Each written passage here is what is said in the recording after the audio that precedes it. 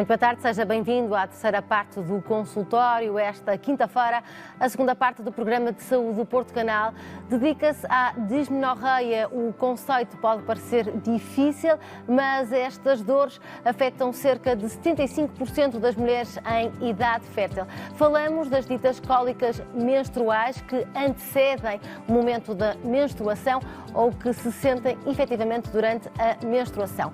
Para nos ajudar a falar um pouco mais desta temática, que tem também muitas vezes impactos ao nível laboral e social, temos o gosto de ter connosco, através das maravilhas das tecnologias, a doutora Cláudia Bernardo, é médica de Medicina Geral e Familiar. Seja bem-vinda, doutora, é um gosto de estar consigo, ainda que não fisicamente. Olá, muito boa tarde. Muito obrigada e muito prazer em estar aqui novamente com vocês. Doutora Cláudia, nós sabemos que este é um termo que poderá eventualmente não ser muito conhecido da população em geral, mas a verdade é que estas dores, por outro lado, estas ditas cólicas menstruais, são efetivamente muito prevalentes. Falamos de uma média de 75% das mulheres em idade fértil, com, sobretudo, uma grande expressão nas idades mais jovens. Sim, a maior parte da população, se nós falarmos no termo dismenorreia, não vão conseguir associar o que é que estamos a falar.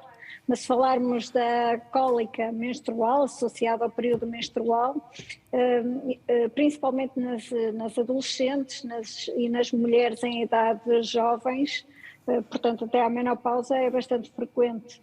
Numas mulheres quase que não provoca sintomas, noutras provocará dores incapacitantes que muitas vezes levam a não ir à escola e não ir ao trabalho. Muito bem. Doutora, sugeria que antes de falarmos destes sintomas e também do seu agravamento, olhando caso a caso, percebermos aqui se efetivamente há uma explicação para esta dismenorreia primária e depois falaremos também das dismenorreias secundárias, mas olhando aqui esta dismenorreia primária, ainda não se percebe muito bem, a evidência científica ainda não conseguiu explicar porque é que ela acontece, sobretudo porque é que acontece com mais intensidade numas pessoas do que noutras, certo? Certo. O que se sabe é muito pouco. Sabe-se principalmente que nas adolescentes e nos primeiros 4, 5 anos em que começam a ser menstruadas, ainda existe alguma imaturidade do útero e o útero produz prostaglandinas. E essas prostaglandinas, portanto, que são produzidas durante o período menstrual, provocam contrações uterinas. E são essas contrações que se manifestam através das dores na parte abdominal inferior, na parte pélvica, e que têm a ver, no fundo, com a libertação do revestimento do útero e que provoca a hemorragia e que diz, no fundo, à mulher que não está grávida, que não ocorreu fecundação durante esse período. Então também aqui alguma... Perguntava se havia aqui peço desculpa eu de interromper, doutora, mas só para acrescentar aqui um dado que pode eventualmente ser interessante, também há aqui esta questão da regulação hormonal e que nestes primeiros anos de iniciação da menstruação pode também estar em maior desequilíbrio ou em maior processo de estabilização, de alguma forma também. Sim, sim, há mesmo fatores que podem levar ao facto dos ciclos serem mais longos, não é, irregulares, ou mais longos em termos de período, ou mais curtos, das hemorragias serem mais intensas, menos intensas. Há estudos que referem também que há maior predisposição em casos de depressão e de ansiedade, as dores serem mais intensas. Também temos fatores em mulheres que ainda não têm filhos, em que as dores são mais intensas. E também situações de extrema magreza, com o índice de massa corporal inferior a 20, são tudo fatores que podem contribuir para que as dores sejam mais intensas do que na restante população. A doutora falou aqui também da componente emocional e da forma como as próprias depressões são também indutoras de uma maior percepção de dor, destas ditas dores e cólicas menstruais. E nós sabemos que há também um outro termo associado à menstruação, que é a chamada TPM, e que está precisamente relacionada com a componente emocional que acompanha a chegada da menstruação e que pode também ter aqui, se quisermos, uma palavra a dizer nestes processos de dismenorreias. Sim, se a mulher está mais fragilizada emocionalmente, o síndrome pré-menstrual também é sentido e acompanhado por outros sintomas de uma forma provavelmente mais intensa, não é? A mulher irá sentir dores de cabeça, uma sensação de desconforto, de enjoo, vômitos, diarreia, dores musculares. Portanto, estando mais deprimida, mais triste, mais ansiosa, ainda fica mais irritada e, portanto, ainda condiciona indiretamente para que a parte nós temos um analgésico normal do organismo, que são as endorfinas, e que são libertadas principalmente quando fazemos coisas que nos dão prazer, nomeadamente, por exemplo, estou-me a lembrar do exercício físico, não é? Mas uma pessoa por si deprimida e mais ansiosa, a libertação deste analgésico natural, digamos assim, das endorfinas, também é menor. E, portanto, também todo este conjunto vai fazer com que a mulher sinta com mais intensidade a dor. Claro. Entramos depois aqui num bocadinho numa bola de neve, não é? A pessoa já não está bem, depois já há o desconforto abdominal, depois associado aos outros sintomas, depois uma vida muito mais carregada emocionalmente e, portanto, é sentido de uma forma muito mais dramática. Claro, além da dor em si, depois aqui o grau, a percepção de dor é também aumentada com estes fatores aqui que foi referindo. Doutora Cláudia, o que é que é importante fazer também nestes casos, perceber aqui que sintomas é que são, apesar de tudo, normativos e quando é que efetivamente é preciso pedir ajuda ou que mecanismos é que estas mulheres podem utilizar para aliviar esta dismenorreia? Ora bem, o objetivo sempre é nós conseguirmos tratar a dor sem recorrer a analgésicos quando possível. Há estudos que referem que os banhos de imersão ajudam, a prática de exercício físico regular, lá está com a libertação de endorfinas, leva a que a dor tenha menor intensidade. Se for necessário a toma de anti-inflamatórios, pois então temos os anti-inflamatórios mais comuns para ajudar.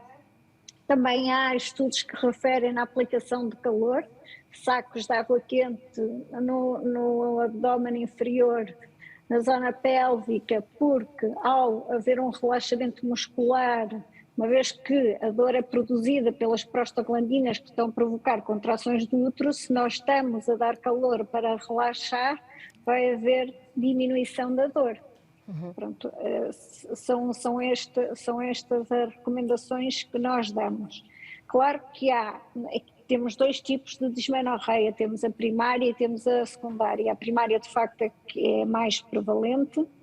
Agora, quando temos outros sintomas, temos que estar sempre muito atentos, porque quando nos chega uma mulher que refere, além dessas dores menstruais, ciclos menstruais muito irregulares ou perdas muito grandes de hemorragia, de tal forma que até provoca uma anemia consequente às perdas da grande quantidade de sangue, quando provoca um desconforto tão grande que provoca um absentismo mesmo profissional, temos que passar para um estudo ginecológico através da realização de análises, de uma ecografia ginecológica e depois mesmo até de uma consulta de ginecologia, porque pode haver então uma causa por detrás, secundária, não é?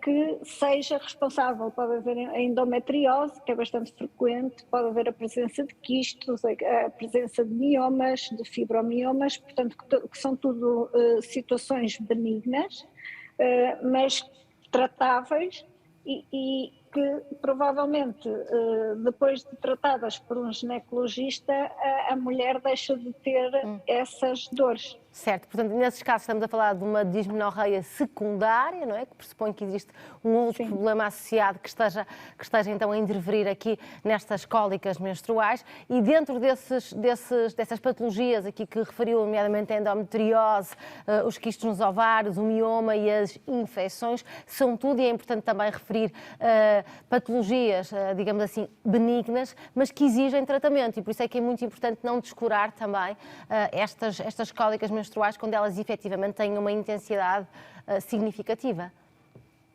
Sim, mas as próprias mulheres, quando a dor é bastante intensa e frequente, procuram a nossa ajuda cada vez mais.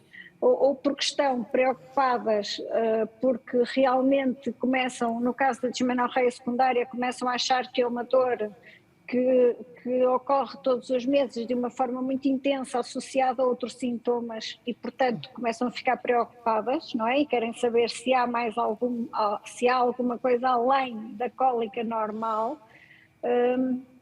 Ou então também temos a parte das adolescentes, em que o desconforto da dor abdominal é tal que nos procuram muitas vezes, e a maior parte das adolescentes no dia de hoje até nos procuram, eu sou médica de família, portanto procuram-nos porque nos primeiros 3 dias a dor pode ser tão intensa que pode levar a um absentismo escolar, não conseguem sequer levantar-se, sair da cama, e acham que a toma de anticonceptivos orais, de pílulas, poderá ser a resolução para tirar a dor. Doutora Cláudia, era exatamente aí, peço desculpa de interromper, mas era exatamente aí que gostaria de chegar, porque alguns estudos indicam que o uso de dispositivos intrauterinos aumenta esta sensação de dor, esta percepção de dor associada às cólicas menstruais. E também temos um mito ou verdade, e gostava que nos esclarecesse, de que efetivamente estes outros contraceptivos, nomeadamente os contraceptivos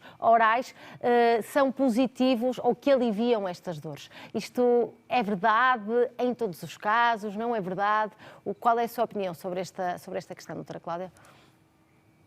Sim,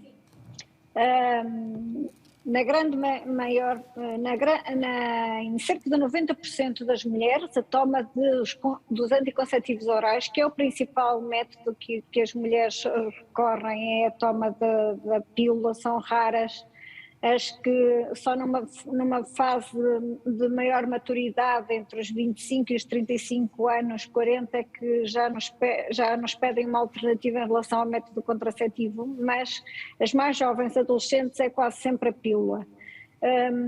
É claro que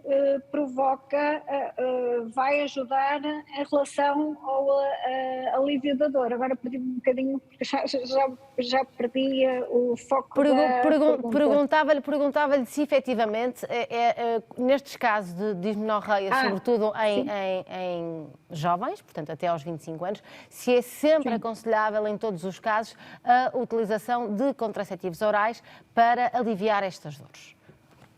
Ora bem, os contraceptivos orais não deixam de ser um medicamento, e não deixam de ser um medicamento que apresenta benefícios e muitas contraindicações. Além disso, nós estamos a administrar hormonas que mexem com todo o sistema físico da mulher, não é? Portanto, se é a melhor opção, não é a melhor opção. Obviamente que é a opção mais fácil, porque vai ajudar a regularizar o período menstrual, vai diminuir o fluxo menstrual, vai ajudar efetivamente a reduzir a dor, mas quanto mais tarde uma mulher puder começar a tomar a pílula com o objetivo de ser um contraceptivo e não para tirar a dor, melhor. Claro. Portanto, existem vários fatores de risco para darmos a pílula a uma mulher. O facto de mesmo sendo jovem, a obesidade, o baixo peso, a presença de jovens já que têm uma pré-diabetes ou que são mesmo diabéticas já de infância, não é? Uma diabetes tipo 1, histórias que têm, mulheres que têm história na família de eventos cardiovasculares, de eventos cardioembólicos, mulheres que têm adolescentes que já apresentam alguns sinais de insuficiência venosa nos membros inferiores, portanto, é um conjunto de situações que não são contraindicações absolutas para a toma da pílula, o facto de serem fumadoras, não é? O facto de tomarem outros tipos de medicação, portanto, o consumo do álcool, o consumo de tabaco, já falei, portanto, se pudermos evitar dar a pílula para aliviar estes sintomas, tanto melhor. Claro, haverá outras soluções. Até porque, peço desculpa também mais uma vez interromper, mas muitas vezes aqui com as chamadas por digital acaba por acontecer mais vezes e peço desculpa, doutora Cláudia, mas colocando aqui só mais um dado relativamente à questão da infertilidade. Sabemos que a infertilidade tem assistido a números históricos em Portugal e no mundo, de resto, e essa infertilidade acontece até maioritariamente no sexo masculino. Em todo o caso, esta sobrecarga que as mulheres muito jovens têm de hormonas, nomeadamente de contraceptivos desde tenra idade, pode contribuir efetivamente para casos de infertilidade ou de maior dificuldade em engravidar a posteriori? Ora, não há nenhum estudo que diga com toda a clareza que o facto de a mulher começar a tomar a pílula muito cedo venha a dificultar uma gravidez mais tarde. Obviamente que está provado que existe maior dificuldade em engravidar numa primeira vez nas mulheres que tomam pílula há mais tempo, mas não há nenhum estudo que correlaciona diretamente a toma da pílula há mais tempo com a dificuldade em engravidar. Existem muitos outros fatores, mas obviamente que estar numa adolescente de 12, 13 anos, quando temos outros meios naturais, os banhos de imersão de água tépida, quando temos a prática de exercício regular, o grande problema é que a nossa juventude, a nossa adolescência, os nossos jovens adultos não têm hábitos de vida saudáveis e, portanto, tudo isso condiciona a que também não haja a produção de analgésicos naturais para que possam combater essas dores, não é? O simples, eu lembro-me quando era miúda e tinha dores e tinha bastantes dores, o que a minha mãe me dizia é: vamos colocar um saco de água quente na barriguinha, vais ver que vai melhorar.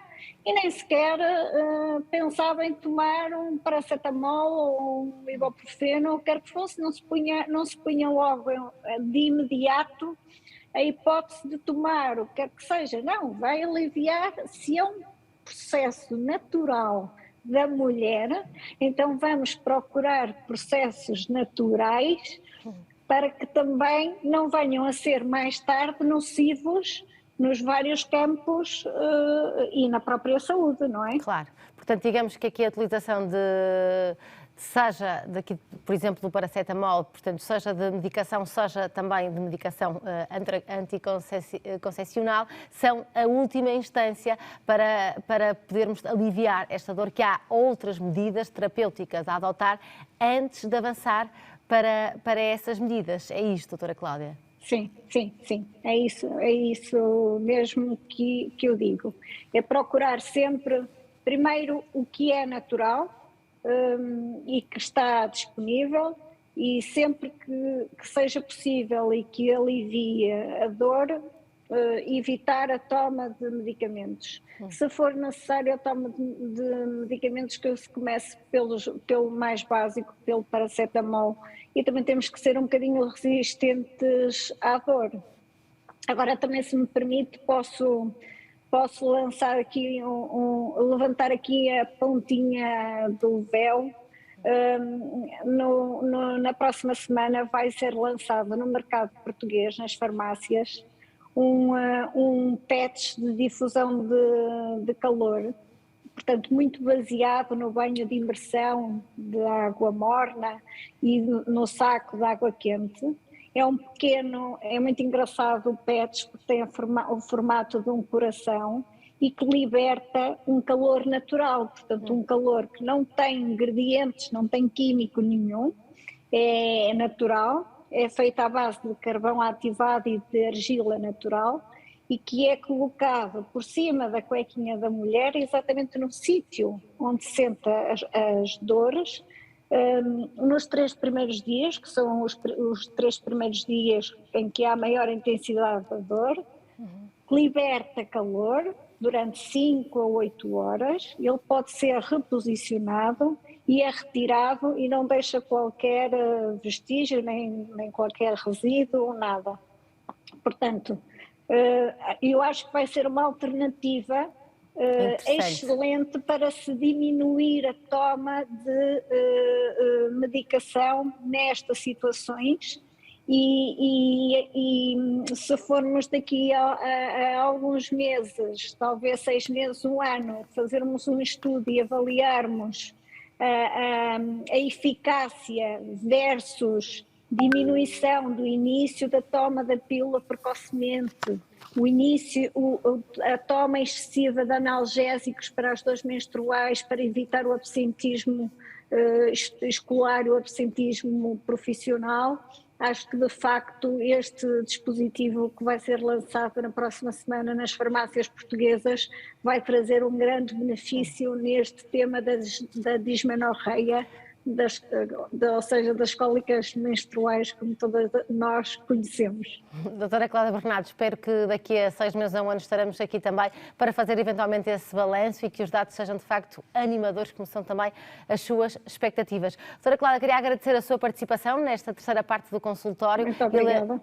E lembrar que estará também connosco na quarta parte do nosso programa de saúde para responder a todas as suas questões relacionadas com a especialidade de medicina geral e familiar. Portanto, qualquer dúvida que tenha relacionada com esta área, não só com a dismenorreia, pode e deve fazer a sua chamada. Apelamos por isso à participação através do número de telefone 225083297 ou, se preferir, através do envio de um e-mail para consultorio@portocanal.pt. Regressamos então a seguir a um curto intervalo. Até já!